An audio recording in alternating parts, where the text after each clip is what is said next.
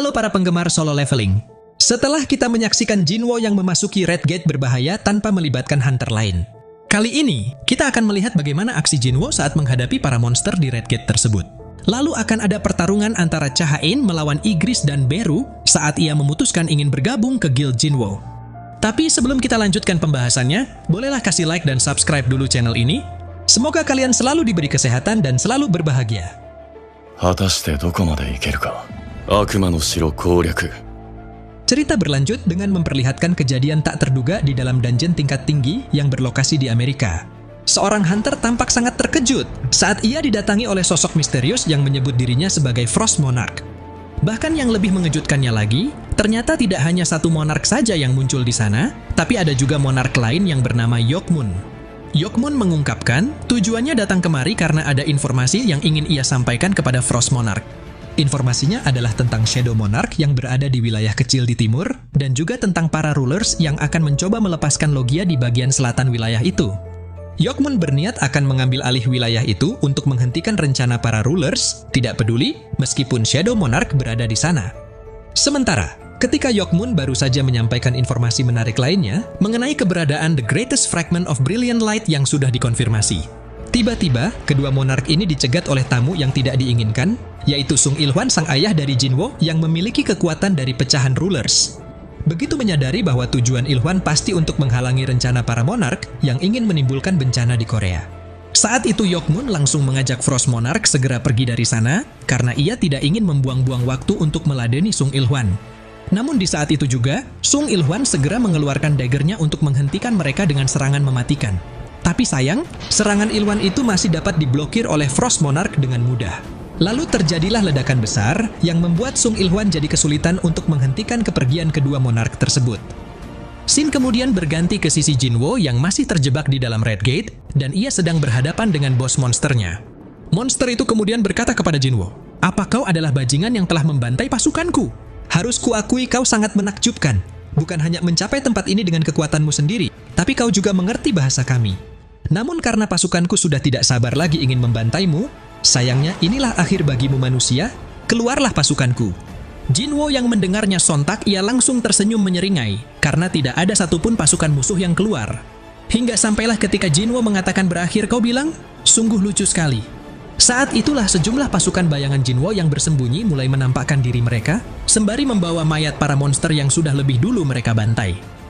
Melihat kejadian itu, sontak si bos monster jadi sangat terkejut dan juga kebingungan. Sejak kapan pasukannya telah dibantai, bahkan tidak ada satupun dari mereka yang tersisa. Lalu tak lama setelah Jinwo kembali memperlihatkan senyumnya, yang membuat bos monster itu jadi sangat marah. Di sini Jinwo mulai memberi perintah kepada pasukan bayangannya untuk membunuh semua musuh. Hingga di saat itu juga, Beru dan para prajurit bayangan lain langsung bergerak untuk melancarkan serangan mereka masing-masing secara brutal. Sementara, ketika Jinwo akan diserang oleh dua monster yang sudah bersiap membunuhnya, dengan cepat, tank segera melompat dari arah belakang Jinwo untuk menghabisi kedua monster itu, hingga membuat bos monster itu jadi semakin marah. Namun sebelum ia sempat bergerak untuk melancarkan serangannya kepada Jinwo, tiba-tiba Beru sudah lebih dulu memotong lengannya, lalu disusul dengan Igris yang menebas kakinya hingga terputus. Tapi berhubung bos monster itu masih bertahan, di lain sisi Tas juga segera berubah menjadi raksasa dan langsung menggunakan skill reverse gravity miliknya untuk memaksa bos monster itu bersujud di hadapan Jinwo. Jinwo kemudian mulai mendekati bos monster itu sembari berkata, "Jawab pertanyaanku, maka kematianmu tidak akan terlalu sakit." Namun sayangnya, lagi-lagi sistem telah memblokir jawaban bos monster itu, hingga Jinwo pun tidak bisa mendapatkan jawaban yang ia inginkan. Tapi berhubung Jinwo telah memiliki kunci dari Curse Random Box, dan persyaratan penggunaannya sudah terpenuhi setelah Jinwo mencapai level 100 di Pulau Jeju. Jinwo pikir, tidak masalah jika ia tidak bisa mendapatkan jawabannya sekarang, karena sebentar lagi, Jinwo akan segera mengetahui rahasia kekuatannya yang belum terungkap. Dijelaskan kunci itu adalah kunci untuk memasuki Kartanon Temple Double Dungeon, yaitu dungeon mengerikan yang tidak pernah Jinwo lupakan sampai sekarang. Jinwo yang menyadari bahwa sistem mencoba membawanya ke sana lagi, di mana itu adalah tempat semuanya dimulai. Pastinya Jinwo akan datang ke sana untuk menemui makhluk yang telah menunggunya. Lagi pula Jinwo sangat percaya diri, bahwa dirinya yang sekarang sudah jauh lebih kuat dibandingkan dengan dirinya yang dulu. Singkat cerita, setelah Jinwo menyelesaikan Red Gate dan langsung kembali ke kantornya, di sini Jinwo mendapati Yu Jinho yang tampak kewalahan saat menangani masalah hujatan dari para haters terhadap Jinwo. Namun berhubung Jinwo telah membawakan banyak kristal berkualitas tinggi yang dapat Yujinho gunakan untuk mengatur guild. Pada akhirnya Yujinho jadi sedikit lebih tenang, karena masalah gaji bawahan bisa teratasi dengan itu. Dan yang tersisa sekarang adalah, mereka hanya perlu merekrut satu orang lagi agar bisa mendirikan guild. Membahas masalah persyaratan pembentukan guild, Yujinho juga ingin meminta Jinwo segera menyelesaikan hal yang tidak kalah pentingnya, yaitu menyiapkan nama untuk guild mereka. Sementara di saat mereka berdua masih berdiskusi soal nama guild tersebut, hingga Jinwo pun telah memutuskan bahwa nama guildnya adalah Solo Play. Tiba-tiba ada seorang tamu yang mengetuk pintu ruangan kantor mereka, lalu Yujinho pun segera membukakan pintunya. Namun betapa terkejutnya Yujinho dan Jinwo. Ternyata tamu itu adalah Cha-Hain yang sengaja datang kemari dengan tujuan ia ingin bergabung menjadi anggota guild Jinwo.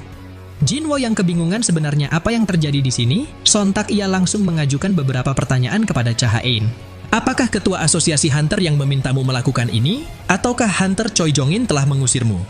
Lalu setelah Cha-Hain menjawab tidak dari dua pertanyaan tersebut, lantas Jinwo pun kembali bertanya, jadi kenapa kau ingin bergabung dengan guild Solo Play milikku? Begitu mendengar nama Solo Play, sontak Cha-Hain tidak bisa menyembunyikan ekspresi syoknya di hadapan Jinwo, karena nama itu terdengar konyol baginya. Bahkan meski Jinwo sudah menjelaskan bahwa ia dan wakilnya telah sepakat untuk memakai nama itu, nyatanya Yujinho langsung membantah, sebab ia sama sekali belum menyetujui apapun. Mengesampingkan masalah nama guild, mata Jinwo kembali tertuju kepada Cha-Hain yang mencoba tetap tenang, meski sudah jelas ekspresinya itu tidak bisa membodohi Jinwo. Jinwo kemudian ingin bertanya sekali lagi kepada Cha-Hain, kenapa Cha-Hain sangat ingin bergabung ke guildnya. Padahal dari yang Jinwo tahu, seharusnya kontrak Cha-Hain dengan Guild Hunters masih belum berakhir.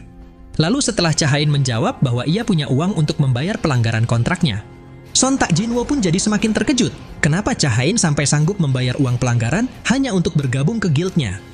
Bahkan meski Jinwo sudah mengatakan bahwa guildnya tidak bisa mengontrak hunter rank tinggi seperti Cha-Hain, ternyata Cha-Hain ini juga tidak mempermasalahkan hal itu.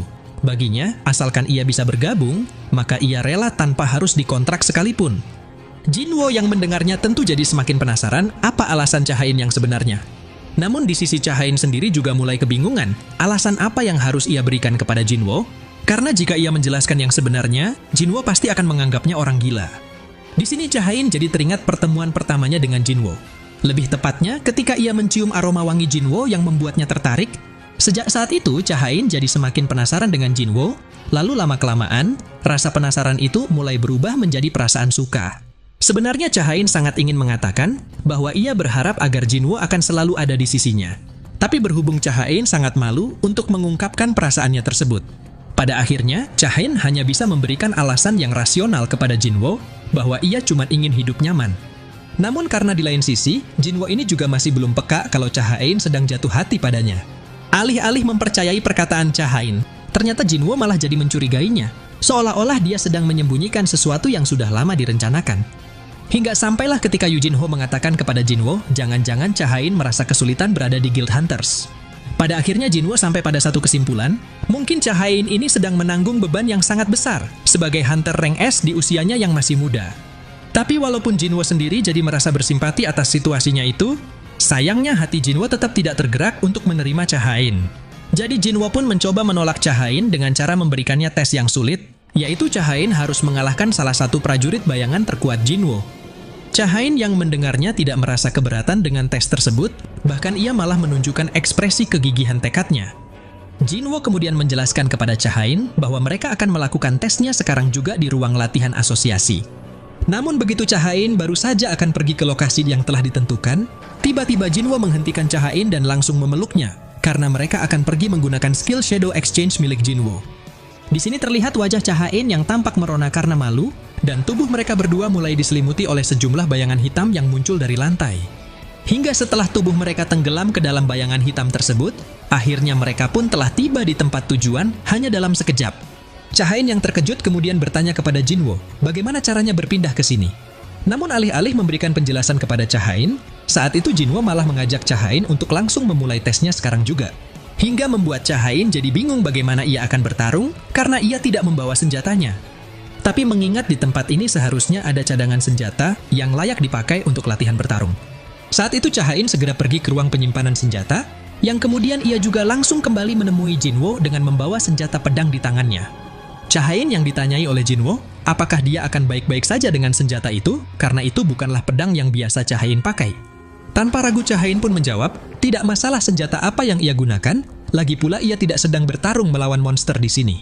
Saat melihat kepercayaan diri Chahain, Jinwo menebak Chahain pasti bisa mengalahkan prajurit bayangannya yang biasa dengan mudah.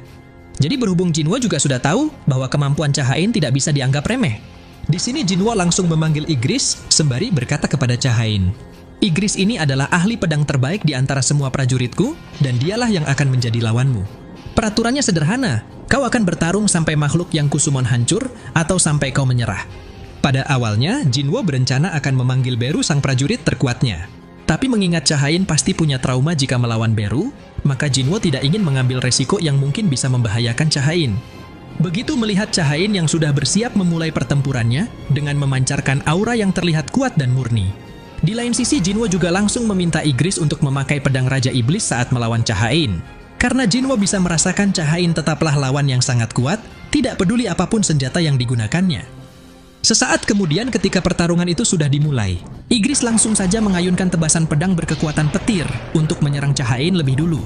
Namun Chahain masih bisa menghindarinya dengan mudah, lalu ia juga segera melompat ke arah Igris untuk melancarkan serangan balasannya. Sementara itu di sebuah ruangan di gedung Asosiasi Hunter. Di sini terlihat Ketua Gogunhi yang tampak sangat terkejut saat ia merasakan ada getaran dari gedung latihan asosiasi. Tapi setelah Gogunhi melihat rekaman CCTV di gedung latihan, dan ia mendapati Jinwo yang sedang bersama Chahain. Seketika Gogunhi jadi tersenyum, karena ia baru menyadari ternyata Chahain dan Jinwo telah menjalin hubungan yang tidak dapat dijelaskan. Lalu ia juga langsung meminta staf yang bertugas untuk mematikan semua kamera yang ada di ruang latihan dan buatlah seolah-olah ada pemeriksaan di sana. Sementara, tepat ketika Gogunhi baru saja mengatakan, sungguh enak menjadi pemuda. Di saat yang sama, ternyata Chahain sudah berhasil menumbangkan Igris, hingga membuat Jinwo tampak bengong dan sulit mempercayai kejadian ini. Chahain kemudian dengan sombongnya berkata kepada Jinwo, apakah kesatria hitam itu benar-benar makhluk terkuatmu? Bukannya kau bilang makhluk terkuatmu lah yang akan kau panggil. Jadi silahkan panggil dia. Jinwo yang mendengarnya sontak ia langsung memperingati Chahain, kau mungkin akan terluka jika melawannya. Namun setelah melihat tatapan Chahain yang penuh percaya diri, saat ia meminta Jinwo untuk tetap memanggil makhluk terkuatnya, dan ia memang sangat ingin melawannya lagi. Pada akhirnya, Jinwo langsung menuruti keinginan Chahain dengan memanggil Beru sang prajurit terkuatnya, lalu Jinwo kembali berkata, akan kutanyakan sekali lagi padamu, apakah kau yakin ingin bertarung melawannya? Lalu tanpa ingin menunggu jawaban dari Chahain, di dalam benaknya Jinwo bergumam, ketika suatu makhluk menjadi prajurit bayanganku, kekuatan mereka jadi lebih lemah daripada sebelumnya. Jadi walaupun Beru memang terlahir sebagai senjata pembunuh Hunter, tapi jika Hunter Cha bisa melawannya dengan benar, maka dia akan memiliki kesempatan menang. Begitu Jinwo memberi perintah kepada Beru untuk melawan Chahain tanpa harus melukainya. Saat itu Beru langsung saja melepaskan kekuatannya, hingga membuat lampu di ruangan itu jadi pecah karena terdampak gelombang kekuatan Beru. Chahain yang merinding ketakutan sontak jadi bertanya-tanya, bagaimana Sung Jinwo mengalahkan makhluk sekuat itu? Sementara, ketika Beru baru saja ingin mempersiapkan skill bertarung yang ia gunakan saat melawan Jinwo sebelumnya.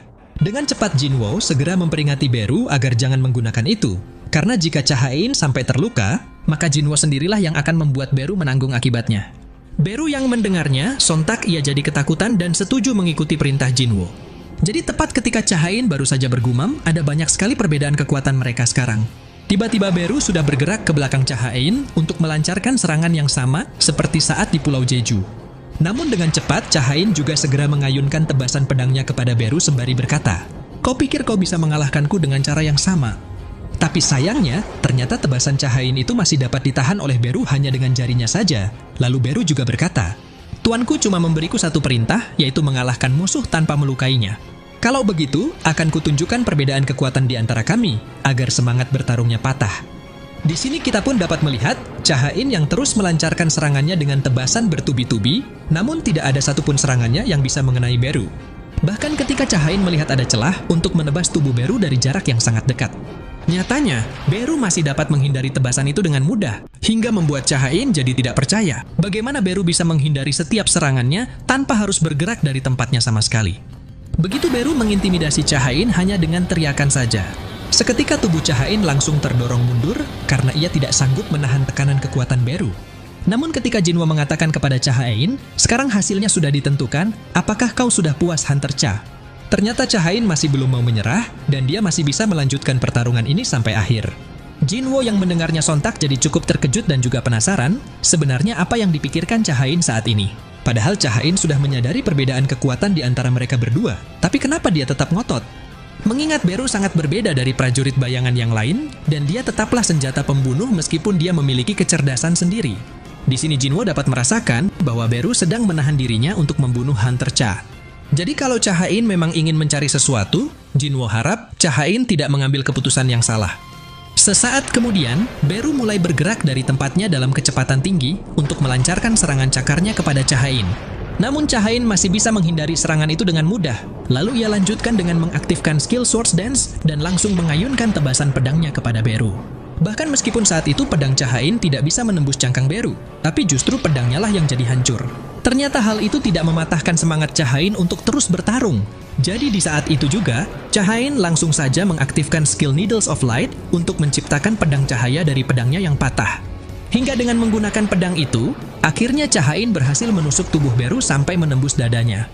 Jinwo yang melihatnya sontak jadi sangat terkejut dan tidak percaya kalau cangkang Beru yang sangat keras itu dapat ditembus Cha-Hain dengan satu kali tusukan saja. Namun berhubung saat ini Beru tiba-tiba teringat dengan perintah Ratu Semut yang pernah diberikan padanya sejak lahir, dan sekarang instingnya telah memperingati Beru untuk membunuh Cha-Hain. Seketika warna mata Beru telah berubah jadi merah, lalu ia langsung bergerak untuk membunuh Cha-Hain tanpa mempedulikan perintah Jinwo yang menyuruhnya berhenti. Untungnya dalam sepersekian detik, sebelum serangan Beru sempat mengenai Cha-Hain, dengan sigap Jinwo sudah bergerak lebih dulu untuk menghentikan pergerakan Beru sembari berkata, "Bukankah aku sudah memerintahkanmu untuk berhenti?" Setelah Jinwo memastikan keadaan Cha-Hain baik-baik saja, Jinwo kembali berkata kepada Cha-Hain, "Kenapa kau memaksakan dirimu sendiri, padahal kau tidak harus bergabung ke guild kami sampai segininya? Lagi pula karena ini cuma tes untuk memasuki guild tanpa nama, jadi tidak selayaknya sampai meresikokan nyawa orang sepertimu untuk masuk guild kami. Lalu kenapa kau melakukannya sampai sejauh ini, Hunter Cha?" Mendengar hal itu, Cha-Hain hanya tampak terdiam dan menundukkan wajahnya, karena ia masih tidak bisa mengungkapkan yang sebenarnya kepada Jinwo. Hingga sampailah ketika Jinwo sekali lagi bertanya kepada Cha-Hain, "Apakah mungkin kau tertarik padaku?" Disinilah Cha-Hain jadi dibuat terkejut ketika mendengar pertanyaan itu. Lalu secara tidak langsung, hati dan mulutnya jadi terdorong untuk mengakui perasaannya kepada Jinwo dengan berkata, "Benar, kupikir begitulah alasannya. Aku tertarik pada musuh Jinwo." Di tempat yang berlokasi di kantor Asosiasi Hunter Amerika, di sini terlihat ada Michael dan Nyonya Selner yang berdiri dengan ekspresi menyesal saat mereka meminta maaf kepada David, sang ketua Asosiasi Hunter Amerika. Namun David hanya menatap mereka dengan tenang saat ia menjawab, "Aku menyuruhmu datang bukan untuk meminta maaf, jadi katakanlah padaku apa yang sebenarnya terjadi." Michael mengungkapkan, berdasarkan pengamatan Nyonya Selner, Hunter Sung Jinwo adalah salah satu raja. Tapi apakah Jinwo punya kekuatan setara dengan tingkat negara atau tidak? Hal itu masih belum bisa dipastikan, hingga Nyonya Selner memeriksa ulang kekuatan Jinwo. Menurut Selner, Hunter yang mengalami kebangkitan ganda telah memperoleh kekuatan mereka dari sisi lain, dan ia bisa merasakan hubungan yang mereka punya dengan sisi lain itu. Biasanya kekuatan yang dihasilkan dari sisi lain itu terlalu kuat, hingga membuat Hunter yang dibangkitkan jadi terlihat seperti tertutupi oleh cahaya yang terang, dan Selner menyebut orang-orang seperti ini sebagai raja. Namun anehnya, ternyata Hunter Sung Jinwo tidak memiliki hubungan sama sekali dengan kekuatan dari sisi lain, melainkan Jinwo adalah perwujudan dari kegelapan itu sendiri. David yang mendengarnya, sontak jadi sangat terkejut saat mengetahui kalau Jinwo adalah sang raja yang terlahir dari kegelapan. Tapi ketika David bertanya, apakah itu artinya Sung Jinwo adalah musuh? Dengan tegas Nyonya Selner langsung membantahnya, karena ia bukan ingin mengatakan kalau Jinwo itu adalah teman atau musuh, melainkan ia hanya ingin memperjelas bahwa Hunter Sung Jinwo tidak meminjam kekuatan dari manapun, karena kekuatannya berasal dari dalam dirinya sendiri, dan kekuatannya itu tidak terbatas. Setelah mendengar semua penjelasan dari Nyonya Selner, David langsung berdiri mendekati Nyonya Selner sembari mengucapkan terima kasih padanya. David yang menyadari sepertinya mustahil untuk merekrut Jinwo dengan menggunakan kemampuan Nyonya Selner. Lantas David pun berencana akan menggunakan cara lain untuk mendapatkan Jinwo, lalu ia segera mengajak Michael untuk pergi ke lantai B24. Ketika Michael ditanyai oleh David, apakah dia ingat tentang Gate Rank S pertama yang muncul di Amerika? Michael menjawab tentu saja ia tidak mungkin melupakannya, karena dungeon break mengerikan yang terjadi saat itu telah menyebabkan kehancuran di Amerika bagian barat. Pada saat insiden itu terjadi, semua hunter terbaik di seluruh dunia telah dikumpulkan oleh Amerika dengan tawaran hadiah yang sangat besar. Namun sayangnya hanya 5 hunter saja yang selamat setelah mereka berhasil mengalahkan makhluk buas bernama Naga Kamish yang dikenal sebagai api yang tidak pernah padam. David mengungkapkan, insiden itu benar-benar telah menjadi mimpi buruk bagi seluruh warga Amerika. Tapi Kamish telah meninggalkan sebuah hadiah kecil berbentuk runestone yang ditemukan di dalam mayatnya. Lalu sembari David dan Michael yang memandangi sisa-sisa dari tubuh Naga Kamish yang disimpan di ruangan B24, David pun kembali berkata, "Runestone ini sudah tersimpan di sini selama 8 tahun sejak kematian Naga Kamish, karena tidak ada hunter tipe mage di antara hunter tingkat negara yang bisa memilikinya. Jadi aku yakin, runestone ini telah menunggu sosok pemilik yang tepat, dan Kamish sekali lagi akan memberikan sebuah hadiah berharga untuk negara ini." Scene kemudian berganti ke sisi Jinwo yang sedang berdiri di depan cermin dengan perasaan takjub saat ia melihat perubahan yang terjadi pada fisiknya. Jinwo bertanya-tanya, apakah dia sekarang memang setampan itu hingga membuat Cha Hain jadi tertarik padanya. Namun berhubung Jinwo masih tidak yakin dengan penilaiannya sendiri. Lantas Jinwo pun langsung menemui adiknya untuk menanyakan, bagaimana menurutmu soal penampilanku sebagai seorang pria? Saat mendengar pertanyaan itu, Jin-ah jadi menatap Jinwo dengan ekspresi yang menjengkelkan, karena Jinwo hanya terlihat seperti orang bodoh di matanya. Namun tak lama setelah Jinwo mencengkram kepala Jin-ah karena kesal, hingga terjadilah sedikit pertengkaran kecil layaknya kakak beradik. Di sini Jinwo langsung mengalihkan topik pembicaraannya dengan memberitahu Jin-ah bahwa dia berencana untuk membuat guild yang bernama Solo Play. Tapi alih-alih mendapat respon yang baik dari Jin-ah, ternyata Jin-ah malah menanggapinya dengan ejekan, karena nama Solo Play itu sangat tidak cocok untuk Jinwo. Terlebih lagi, mengingat Jinwo memiliki kemampuan untuk memanggil pasukan bayangan, maka secara teknis Jinwo tidaklah bertarung sendirian.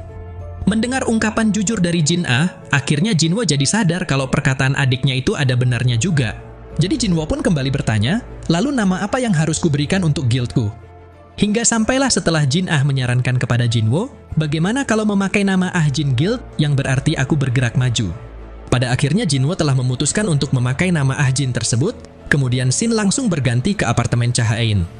Di sini terlihat Cha Hain yang tampak gelisah di kamarnya, karena dia baru menyadari kalau dirinya secara tidak langsung telah mengakui perasaannya kepada Jinwo. Namun ketika Cha Hain baru saja mencoba meyakinkan dirinya bahwa sudah sewajarnya ia tertarik pada Jinwo sebab Jinwo telah menyelamatkan hidupnya.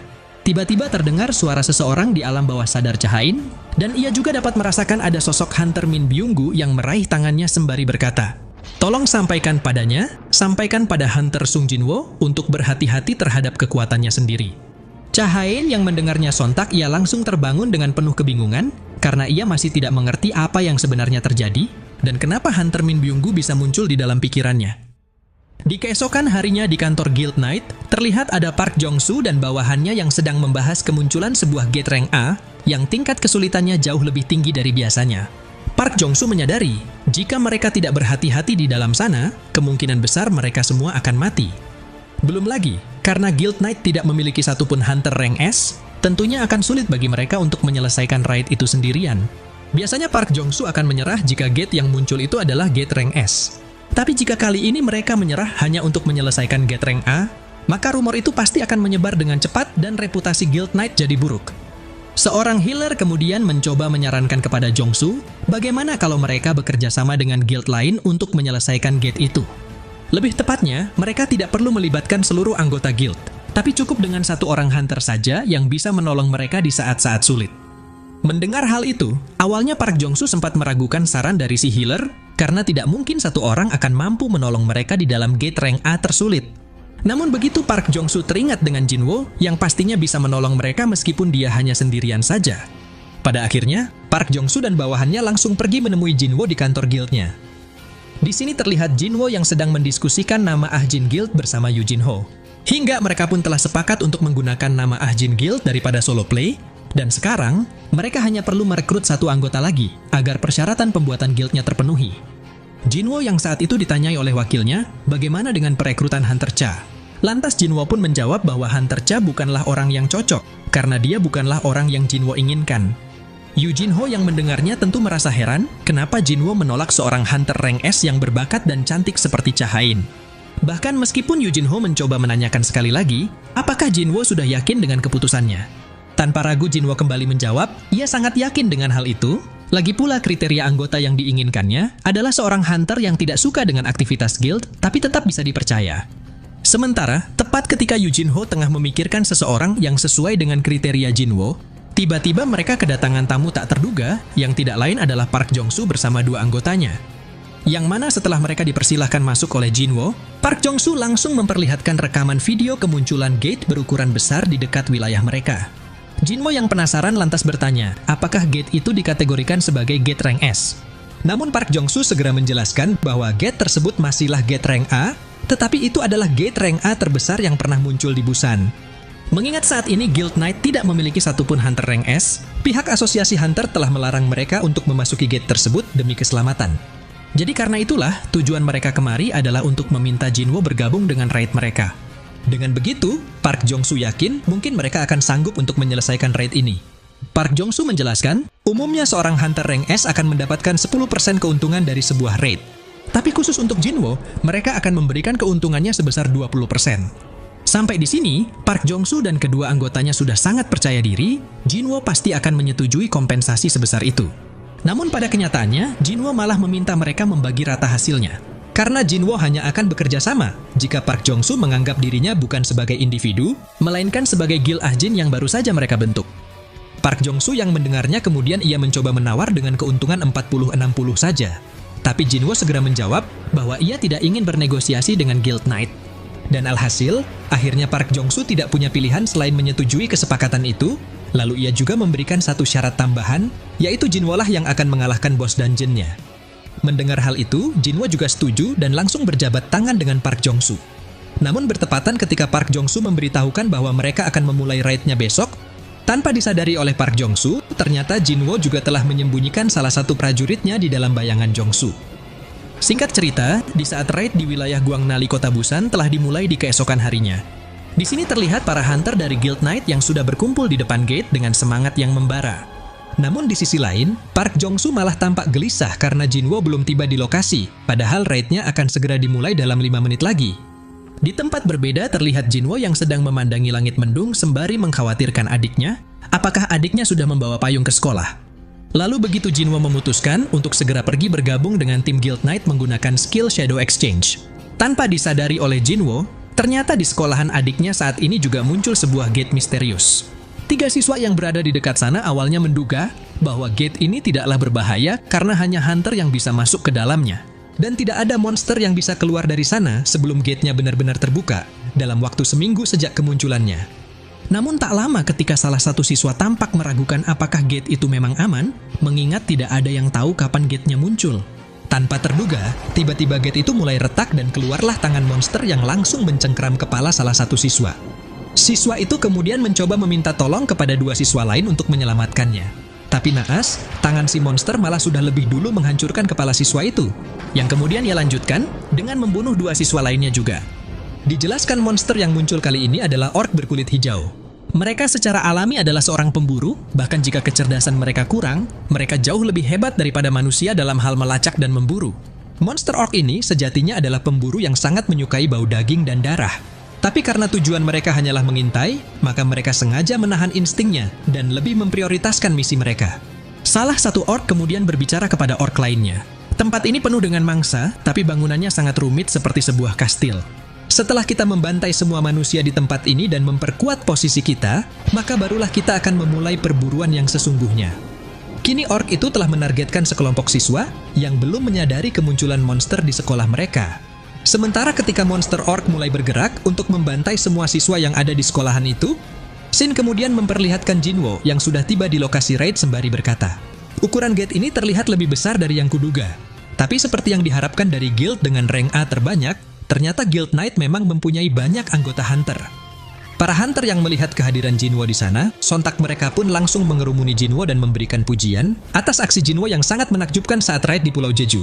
Hingga sampailah ketika mereka terus mengajukan banyak pertanyaan kepada Jinwo, yang salah satu di antaranya, apakah Jinwo akan memimpin raid kali ini? Di sini muncul seorang hunter healer bernama Jung Yerim yang tiba-tiba menghentikan mereka. Lalu Park Jong-soo juga datang menghampiri mereka untuk menjelaskan bahwa dirinya lah yang akan memimpin raid, sedangkan Jinwo hanya bertugas untuk melindungi mereka saja. Mendengar hal itu, tentunya telah membuat para hunter lain jadi merasa kecewa, karena mereka sudah bosan dipimpin oleh Park Jong-soo. Lagi pula jika Jinwo hanya melindungi mereka dari belakang dan memastikan mereka aman. Hal itu juga membuat mereka bertanya-tanya, apakah mereka segitu lemahnya sampai-sampai membutuhkan perlindungan dari orang lain.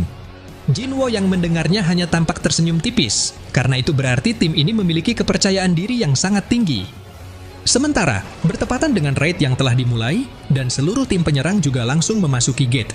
Kini suasana di sekolahan tampak semakin mencekam, karena sudah ada banyak siswa yang dibantai oleh monster orc. Sebagian siswa ada yang berhasil menyelamatkan diri mereka dengan keluar dari gedung sekolah, namun sebagian lainnya masih terjebak di dalam gedung dan mencoba memberikan perlawanan. Saat monster orc ini dapat merasakan, ada manusia yang memiliki energi sihir di antara para siswa tersebut, yang tidak lain dia adalah Jin Ah. Lantas mereka pun berencana akan membunuh Jin Ah lebih dulu, karena energi sihir yang terpancar dari tubuh Jin Ah terasa sangat kuat. Namun tepat ketika orc itu baru saja akan mengayunkan senjatanya kepada Jin Ah, sembari mengatakan kau harus mati. Untungnya, Shadow High Orc yang Jinwo tugaskan untuk melindungi Jin Ah telah muncul dan langsung menghentikan pergerakan musuh. Yang kemudian ia lanjutkan dengan menghajar monster orc itu hingga membuatnya terlempar menembus atap sekolah. Melihat kejadian ini, tentunya telah membuat musuh jadi sangat terkejut dan juga kebingungan. Kenapa bisa ada High Orc yang muncul untuk melindungi manusia? Sementara itu di sisi Jinwo dan tim Hunter Guild Knight yang saat ini telah memasuki dungeon. Di sini terlihat Park Jong-soo bersama para hunter lainnya yang juga telah memulai pertarungan mereka melawan monster Twin Head Ogre. Yang mana ketika monster itu sudah bersiap untuk melancarkan serangannya kepada para hunter. Dengan sigap, Park Jong-soo langsung mengaktifkan skillnya untuk menahan serangan monster itu memakai sihir tameng. Lalu disusul dengan Hunter Yuntai yang juga segera berlari melalui senjata musuh dan langsung melukai mata musuh dengan tebasan pedangnya. Yang kemudian para hunter lainnya juga ikut melancarkan serangan beruntun dengan menebas kedua lengan dan kaki monster itu, dan akhirnya ditutup dengan serangan dari para hunter tipe mage yang melancarkan serangan sihir api dan petir secara bersamaan. Setelah monster itu berhasil dikalahkan berkat kerjasama tim yang hebat, Park Jong-soo kemudian memerintahkan anggota timnya untuk berkumpul sebentar. Karena menurut Park Jong-soo, kemunculan monster Twin Head Ogre di sini dan melawan mereka dari awal itu terasa aneh. Park Jong-soo mengungkapkan, Twin Head Ogre juga dikenal dengan nama lain, yaitu Sang Penjaga Makam. Biasanya monster ini akan muncul sebagai boss dungeon, tapi jika dia sudah muncul dari awal di pintu masuk sebuah dungeon, maka itu artinya akan ada banyak pasukan undead yang menunggu di dalam sana. Sementara, tepat ketika pasukan undead itu memang muncul seperti yang diperkirakan oleh Park Jong-soo. Pada saat itulah, tiba-tiba Jinwo mendapat sinyal darurat dari prajurit bayangan yang sedang menjaga adiknya. Hingga Jinwo pun berniat untuk segera pergi ke tempat adiknya, lalu ia juga akan meninggalkan Beru dan sejumlah prajurit semut lain sebagai pengganti dirinya untuk menjaga tim ini. Namun berhubung Jinwo tidak bisa menggunakan skill Shadow Exchange karena masih ada batas waktu penggunaannya. Di sini Jinwo terpaksa harus berlari dalam kecepatan tinggi untuk keluar dari dungeon ini terlebih dahulu. Jinwo bergumam, sejak tadi aku terus mendapatkan sinyal dari prajurit bayangan yang ada di tubuh Jin Ah. Sial, aku punya firasat buruk tentang ini. Sementara, ketika ada sejumlah pasukan undead yang mencoba menghalangi Jinwo yang kesal, sontak ia langsung melepaskan aura kekuatannya yang sangat mengerikan sembari berkata, "Minggir dari jalanku." Namun tanpa diduga oleh Jinwo, tiba-tiba para undead itu malah berlutut dan benar-benar menuruti perintah Jinwo untuk membiarkannya lewat. Jinwo yang heran sontak jadi bertanya-tanya, sebenarnya apa yang terjadi dengan pasukan undead ini? Apakah mungkin karena aku adalah seorang necromancer yang lebih tinggi dari makhluk yang mengontrol mereka? Tapi berhubung Jinwo sudah tidak punya waktu lagi untuk memikirkan hal ini lebih jauh. Di sini Jinwo langsung melompati para undead di hadapannya, sembari memanggil Kaisel untuk ia tunggangi. Lalu begitu Kaisel membawa Jinwo terbang keluar dari gate yang disaksikan oleh para warga. Saat itu Jinwo juga langsung memberi perintah kepada Kaisel, "Ayo pergi ke tempat adikku dengan kecepatan penuh." Di tengah situasi yang sangat mencekam, akibat amukan monster orc yang ingin memburu manusia. Di sini terlihat prajurit bayangan Jinwo yang berhasil memotong tubuh musuh untuk melindungi Jin Ah. Prajurit bayangan itu kemudian juga mencengkram kepala monster orc yang ada di hadapannya dan langsung membanting mereka ke lantai. Hingga berkat perlindungan dari ketiga prajurit bayangan Jinwo ini, akhirnya nyawa Jin Ah dan para siswa lainnya masih bisa terselamatkan. Namun berhubung kabar kemunculan prajurit bayangan High Orc tersebut telah diketahui oleh Grostaru sang bos musuh. Sialnya, kini Grostaru juga mulai bergerak ke dunia manusia dengan membawa ancaman yang lebih besar. Scene kemudian berganti ke sisi tim Hunter Guild Knight yang masih melanjutkan raid mereka bersama pasukan semut Jinwo. Para hunter ini sangat mengkhawatirkan keselamatan diri mereka, karena tidak ada yang tahu apakah prajurit semut itu akan menganggap mereka sebagai rekan atau musuh. Tapi karena mereka sekarang tidak bisa berhenti di sini demi menjaga reputasi Guild Knight. Pada akhirnya, Park Jong-soo telah memutuskan bahwa mereka akan tetap melanjutkan raid ini dan akan mencoba mempercayai prajurit semut tersebut. Kembali ke situasi pertarungan yang terjadi di sekolahan. Di sini terlihat salah satu prajurit bayangan Jinwo yang telah kehilangan satu lengannya dalam pertempuran melawan Grostaru sang bos musuh. Grostaru mengatakan, tato yang ada di tubuh orc adalah lambang kemenangan dari seberapa banyak musuh yang telah mereka bunuh. Kalian pasti sudah membunuh beberapa, tapi apakah itu saja yang kalian bisa? Ayolah buat aku terhibur lagi, High Orc Warrior. Setelah mengatakannya, Grostaru langsung bergerak untuk melancarkan tebasan pedangnya sekali lagi, hingga ia berhasil memotong tubuh salah satu prajurit bayangan Jinwo.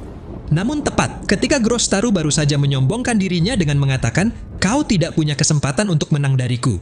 Ternyata prajurit High Orc yang ia tebas tadi masih bisa bangkit setelah meregenerasi tubuhnya. Grostaru yang terkejut melihat kejadian itu, kemudian ia kembali berkata di dalam benaknya, apakah itu sebuah skill? Tidak peduli seberapa banyak aku memotongnya, itu tetap tidak mengubah apapun. Seharusnya aku bisa membunuh ratusan dari mereka dengan mudah, tapi perintah untuk membunuh manusia terus terngiang di kepalaku. Sial, situasinya hanya akan menjadi semakin buruk jika aku tidak segera menyelesaikan ini sekarang. Jika para High Orc ini dikendalikan oleh sebuah skill, maka aku hanya perlu membunuh pengendalinya. Saat mendengar perintah Grostaru yang menyuruh bawahannya untuk menangkap Jin-Ah, di sini para monster orc itu mulai bergerak untuk menyerang prajurit bayangan terlebih dahulu, selagi mereka jadi lemah saat sedang beregenerasi. Hingga ketika prajurit bayangan tengah disibukkan dengan pertempuran yang sulit untuk mereka menangkan. Pada saat itulah, Grostaru berhasil menangkap Jin-Ah dengan mencengkram kepalanya, sembari berkata, sudah kuduga kau adalah dalangnya. Aku jelas merasakan ada energi sihir di dalam dirimu. Namun siapa sangka, dalam sepersekian detik sebelum Grostaru sempat membunuh Jin-Ah dengan tangannya sendiri, tiba-tiba Grostaru juga dapat merasakan ada sesuatu yang sangat menakutkan sedang menuju ke arahnya dalam kecepatan tinggi. Hingga membuat Grostaru jadi bergidik ketakutan dan langsung melepaskan Jin-Ah. Grostaru yang panik, sontak ia segera memperingatkan pasukannya untuk bersiap menerima hantaman. Tapi sebelum mereka sempat bertindak, naasnya Kaisel dan Jinwo sudah tiba di sana dan langsung menyerang mereka dengan hantaman keras. Saat melihat Jin-Ah yang masih tampak ketakutan di tengah kepulan debu di ruangan itu. Di sini Jinwo segera menghampiri Jin-Ah dan langsung menyentuh kepalanya, sembari berkata, tenang saja, kau sudah aman sekarang. Lalu ketika Grostaru baru saja ingin mengatakan sesuatu kepada Jinwo, tanpa bisa menyembunyikan ekspresi ketakutan di wajahnya. Jinwo yang kesal, sontak ia mulai memancarkan energi yang sangat mengerikan dari tubuhnya, dan langsung menunjuk ke arah Grostaru sembari berkata, diamlah dan tunggu di situ. Setelah Jinwo memastikan keadaan semua siswa baik-baik saja, namun ia baru menyadari ada bekas cengkraman tangan musuh di wajah Jin-Ah. Di sini Jinwo benar-benar jadi dibuat sangat marah kepada monster yang telah melukai adiknya. Jadi setelah ia memerintah Igris untuk menjaga Jin-Ah, sementara prajurit bayangan lain juga segera mengevakuasi semua siswa untuk keluar dari tempat ini. Saat itu Jinwo kembali menatap ke arah musuh dengan aura membunuh yang sangat mengerikan, hingga tidak satupun dari mereka yang berani bergerak sedikit pun. Grostaru kemudian mencoba bertanya kepada Jinwo, siapa kau sebenarnya dan bagaimana kau bisa berbicara dengan bahasa kami?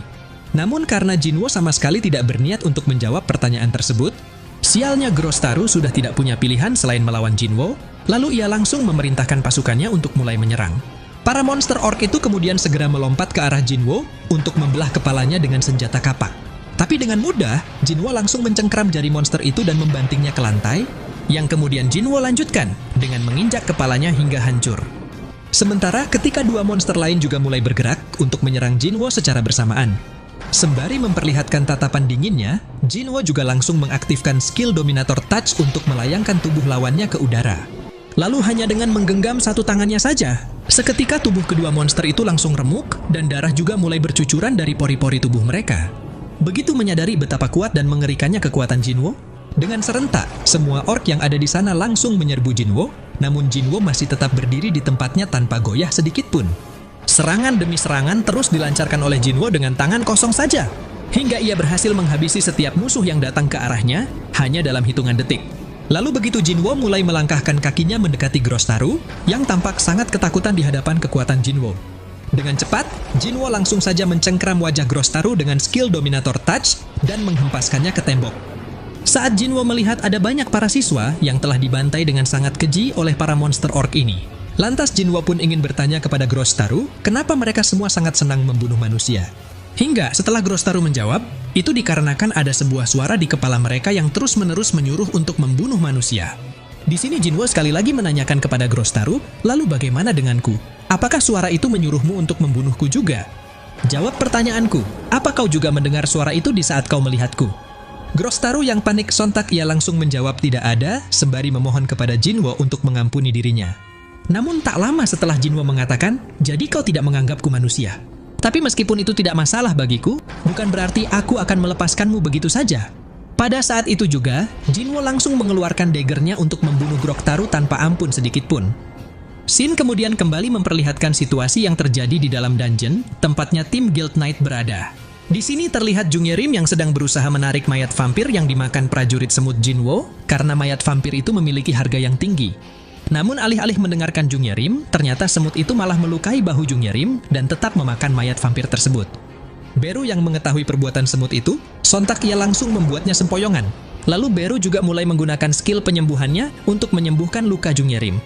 Sesaat kemudian, setelah Beru dan prajurit semut kembali melanjutkan perburuan mereka. Di lain sisi, ternyata tim Hunter Park Jong-soo sudah tiba lebih dulu di ruangan bos dungeon.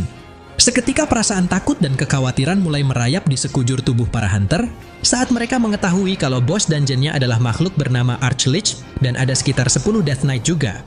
Berdasarkan data yang dimiliki oleh Park Jong-soo, ada banyak bos dungeon yang sangat dikenal, tapi Archlich telah menjadi sangat terkenal setelah pemusnahan Guild Gold Dragon.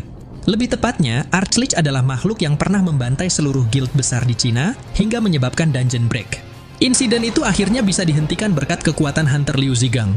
Tapi semua orang telah sepakat bahwa pasukan Hunter rank A bukanlah lawan bagi bos dungeon yang satu ini.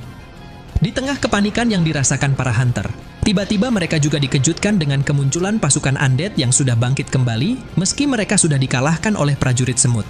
Begitu Park Jong-soo memerintahkan Jungyerim untuk menghalangi para undead itu agar tidak masuk ke ruangan ini. Dengan sigap, Jungyerim segera memblokir pintu masuknya menggunakan sihir Holy Shield yang berbentuk perisai bercahaya.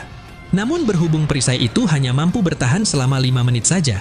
Sialnya, hal itu malah membuat mereka kehabisan pilihan dan Park Jong-soo jadi merasa sepertinya tidak mungkin mereka akan selamat sebab tidak ada Sung Jinwo di sini. Untungnya, karena saat itu Beru bisa merasakan kemunculan bos dungeon, dan ia langsung bergegas ke ruangan tersebut. Disinilah situasinya mulai berbalik. Begitu menyadari kalau Beru adalah Shadow Army. Archlich yang kaget sontak ia langsung menanyakan kepada Beru, kenapa pasukan pribadi sang monark datang ke sini untuk menyerang kami. Lalu setelah Beru dengan sombongnya menjawab, itu karena kami dipilih oleh sang raja, sedangkan kau tidak.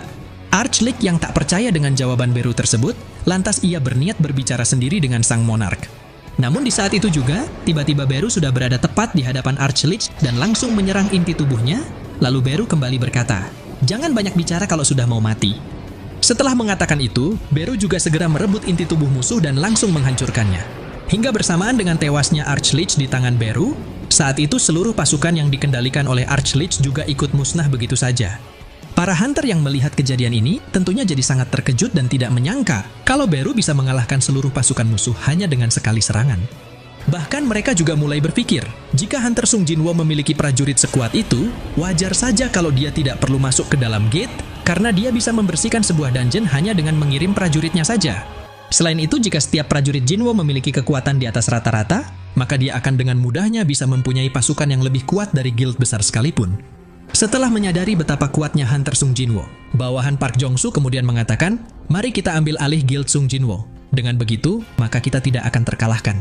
Namun menurut Park Jong-soo mengambil alih itu kedengarannya kurang pas, sebab akan lebih baik jika mereka membentuk aliansi dengan Sung Jinwo, yaitu aliansi antara guild baru yang didirikan oleh Hunter terbaik dunia dan Guild Knight yang merupakan salah satu dari 5 guild besar di negara ini. Park Jong-soo mengatakan, Hunter Sung Jinwo mungkin saja bisa membersihkan sebuah dungeon dengan prajuritnya. Tapi mengingat ada batasan jumlah minimal Hunter yang diperlukan untuk melakukan raid, maka dia tidak akan bisa lolos dari aturan tersebut. Jadi dengan kata lain, jika kita bisa beraliansi dengan Guild Ahjin milik Hunter Sung Jinwo, maka dia akan memperkuat kekuatan tempur kita, dan kitalah yang akan memberikan dia jumlah Hunter yang diperlukan untuk memulai raid. Scene kemudian kembali memperlihatkan situasi di sekolah setelah Jinwo berhasil mengalahkan seluruh pasukan musuh. Beberapa orang tua dari siswa yang terlibat dalam insiden itu terlihat sangat sedih saat mengetahui anak mereka sudah tiada. Sementara itu, di sisi Jinwo yang saat ini sedang dalam perjalanan bersama Ketua Gogunhee, di sini terlihat ekspresi Jinwo yang tampak murung saat Ketua Gogunhee menyampaikan laporan terkini dari insiden tersebut. 213 siswa yang melarikan diri sejak awal, semuanya selamat. Sedangkan selain 10 siswa yang berhasil selamat berkat kemunculan Jinwo, semuanya telah tewas karena tidak ada yang berhasil keluar tepat waktu. Go Gun-hee kemudian memberikan handphonenya kepada Jinwoo yang menampilkan grafik peningkatan jumlah gate yang muncul selama 6 bulan terakhir.